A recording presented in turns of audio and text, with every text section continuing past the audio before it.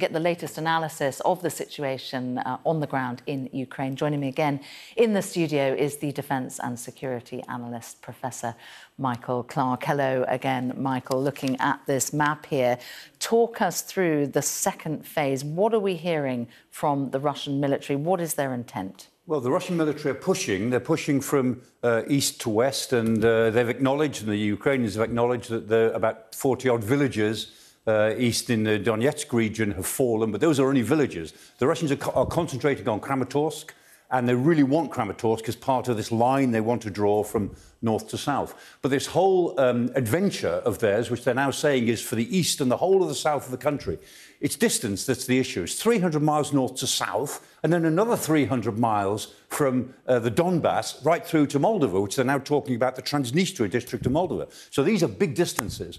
The Ukrainians are holding them at the moment, but these are very early days. What the Ukrainians now need is the heavy metal. They need the tanks, the armoured fighting vehicles, the artillery. Joe Biden announced yesterday another $800 million in military aid, which included 72 of the very good 155mm howitzers. That's great. But what the Ukrainians need is not 72 of them. They need 200 or 300 of them to make a game-changing difference. So it's a sort of logistics race that's going on at the moment. Now, the world's eyes have been focused not just on Ukraine, but in particular this place here, Mariupol. Now, the last stand there seems to be taking place at a steelworks. What is the latest situation? Yes, it looks like about 1,000 troops underneath the Azovstal steelworks, maybe 1,000 civilians, maybe 500 wounded, civilians and military. The Russians have said that they won't go in after them, that they'll just screen them and move on, and that's a sensible thing.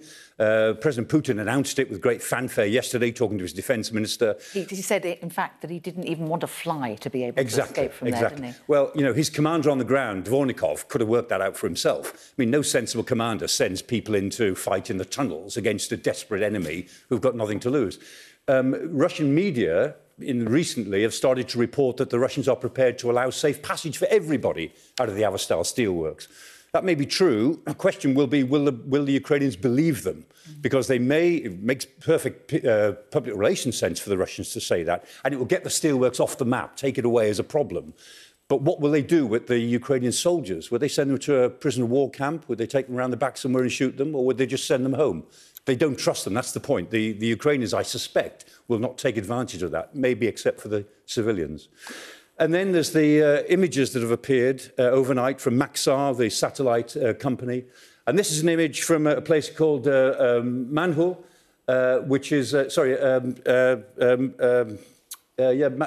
Manhul, which is a village about 20 kilometres outside Mariupol.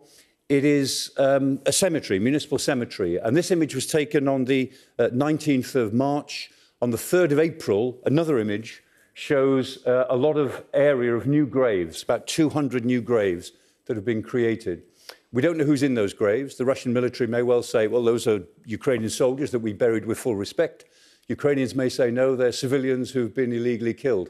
Chances are we won't know for quite some time which of those is likely to be nearer to the truth.